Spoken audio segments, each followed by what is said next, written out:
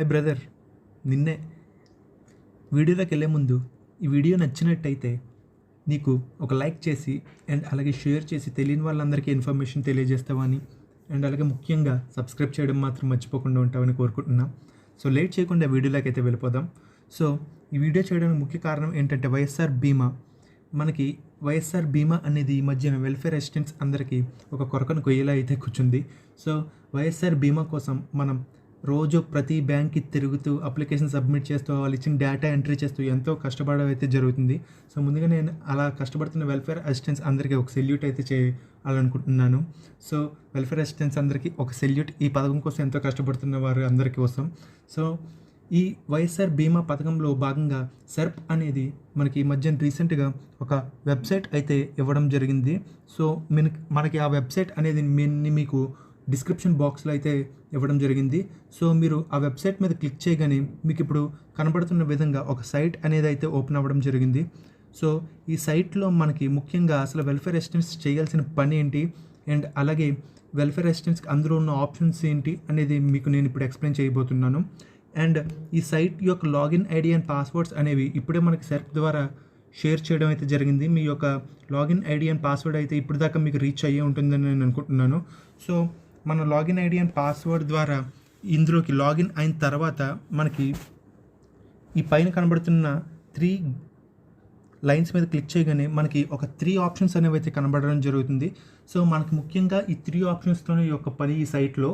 So options ఏంటనేది చూద్దాం. First వచ్చేసి క్లెయిమ్ అండ్ అలాగే సెకండ్ వన్ వచ్చేసి claim search and third one వచ్చేసి అప్లికేషన్ సబ్మిటెడ్.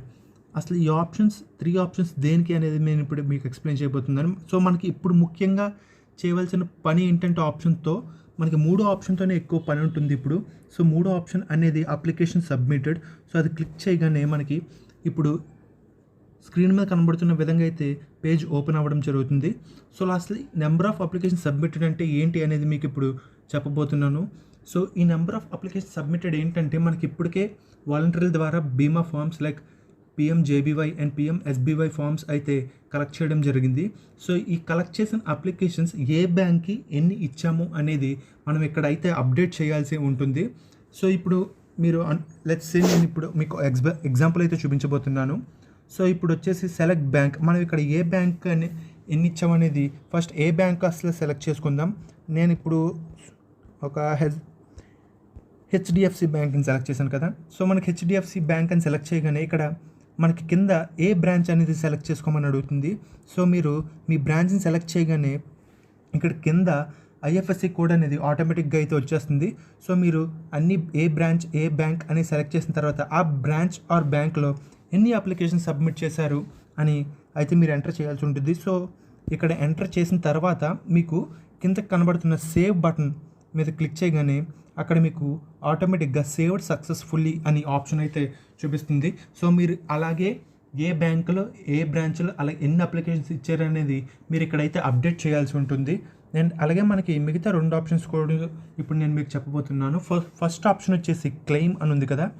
క్లెయిమ్ మీద క్లిక్ చేయగానే మనకి ఇక్కడ ఈ విధంగా అయితే స్క్రీన్ అయితే ఓపెన్ అవ్వడం జరుగుతుంది. అసలు ఈ క్లెయిమ్ అంటే ఏంటంటే మనకి ఎవరైనా హెడ్ ఆఫ్ ద ఫ్యామిలీ మన ఏరియాలో కానీ చనిపోయినట్టయితే అతని పేరు మీద మనకి బీమా అనేది ఎన్రోల్ చేయాల్సి ఉంటుంది కాల్ సెంటర్ ద్వారా. సో అక్కడ క్లెయిమ్ అయిన తర్వాత మనకి ఇన్స్టెంట్గా అతనికి ఆర్థిక సహాయం కోసం 10,000 అయితే ఇవ్వడం జరుగుతుంది. సో దీనికోసమని ఇప్పటికే ప్రతి సచివాలయానికి లేదా పంచాయతీకి 20,000 అనేది సెర్ప్ ద్వారా వారి అకౌంట్లో జమ అయితే చేయడం జరిగింది. సో ఆ 20,000లో ఎవరైనా అప్పుడు చనిపోయి ఉంటే వాళ్ళకి తక్షణ సహాయార్థం 10,000 అయితే అందించడం జరుగుతుంది.